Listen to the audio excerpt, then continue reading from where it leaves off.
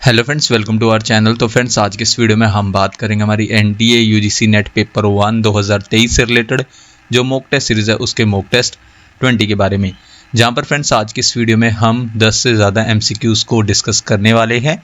जहां पर फ्रेंड्स ये वीडियो उन स्टूडेंट्स के लिए भी हेल्पफुल रहेगी जो किसी भी गवर्नमेंट एग्जाम की तैयारी कर रहे हैं। तो हम डायरेक्ट अपने फर्स्ट क्वेश्चन पर चलते हैं, जहां पर आज का हमारा पहला क्वेश्चन है। The national education policy 2020 envisages that all higher educational institutions, in short HEIS, will be incentivized, supported and mentored and shall aim to become autonomous and have such empowered board of governors, in short BOG, by dash।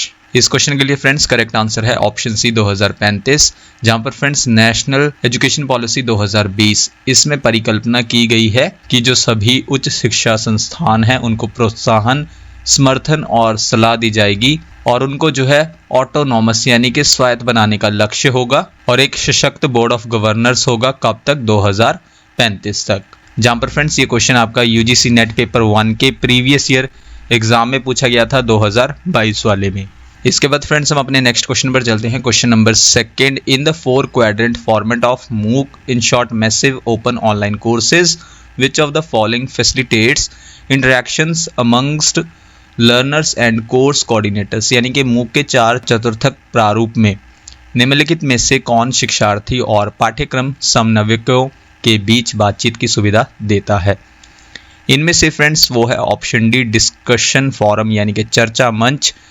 ये 4 quadrant format जो है मूक के यानी कि massive open online course के, उनमें से डिस्कशन फोरम यानी कि चर्चा मंच फैसिलिटेट्स यानी कि सुविधा देता है इंटरैक्शंस की, बातचीत की, किनके बीच में? लर्नर और कोर्स कोऑर्डिनेटर्स के बीच में। देन इसके बाद फ्रेंड्स हमारा नेक्स्ट क्वेश्चन है, विच of the following pollutant is not present in the vehicular emissions, यानी कि निम्नलिखित में से कौन सा प्रदूषक वाहन उत्सर्जन में मौजूद नहीं है?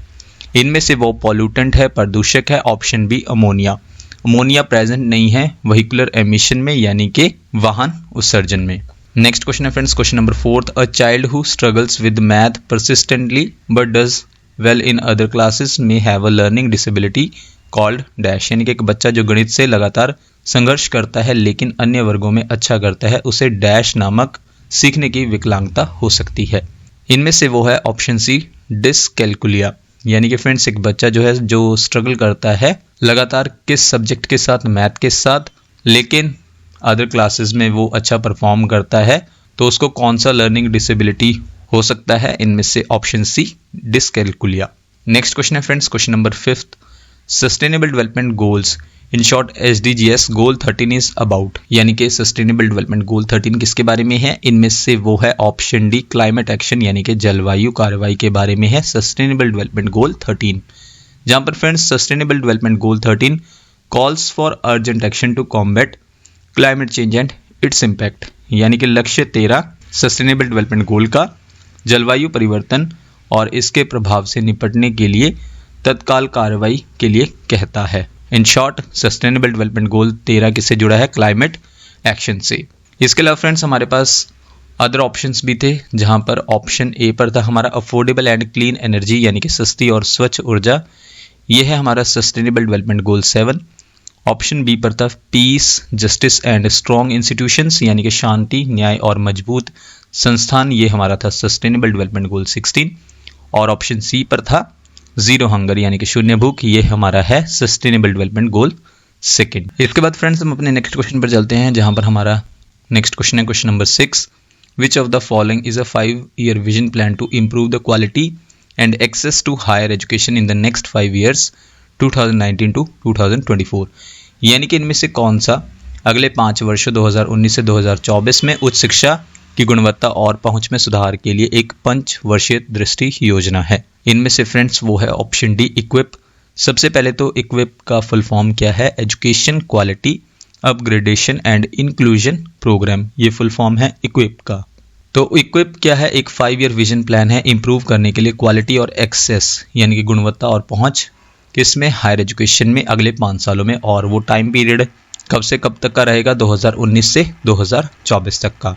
इक्विप के अकॉर्डिंग क्या है? डबल करना है ग्रोस इनरोलमेंट रेशियो को हायर एजुकेशन में, यानी कि उच्च शिक्षा में सकल नामांकन अनुपात को दोगुना करना है और साथ ही साथ पोजीशन करना है, यानी कि कम से कम हमारे जो है 50 इंडियन इंस्टीट्यूशंस वो टॉप 1000 ग्लोबल यूनिवर्सिटीज़ में इंक्लूड हों।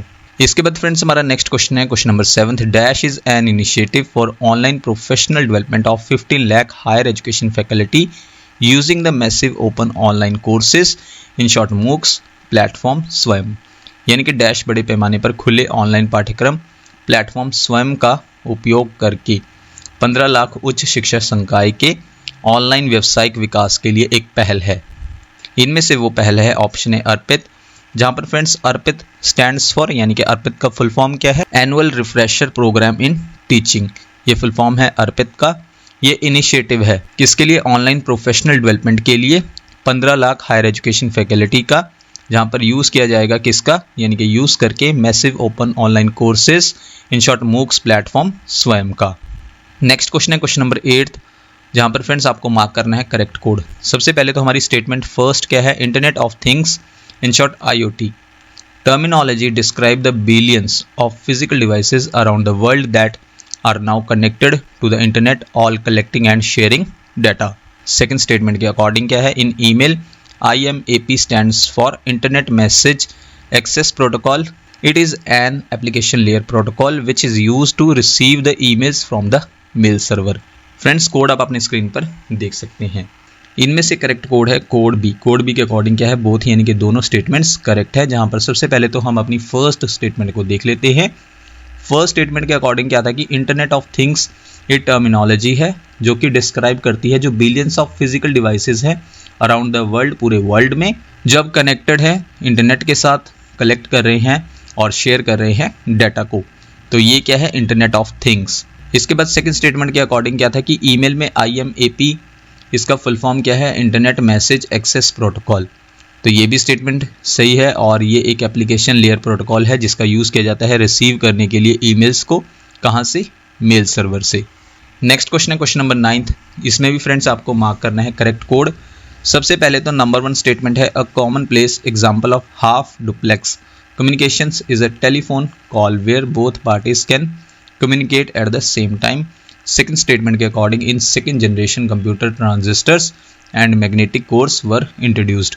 Friends कोड आपकी स्क्रीन पर है, तो इनमें से करेक्ट कोड है कोड बी। कोड बी के अकॉर्डिंग क्या है, ओनली सेकंड, यानी कि सेकंड स्टेटमेंट ही सिर्फ करेक्ट है।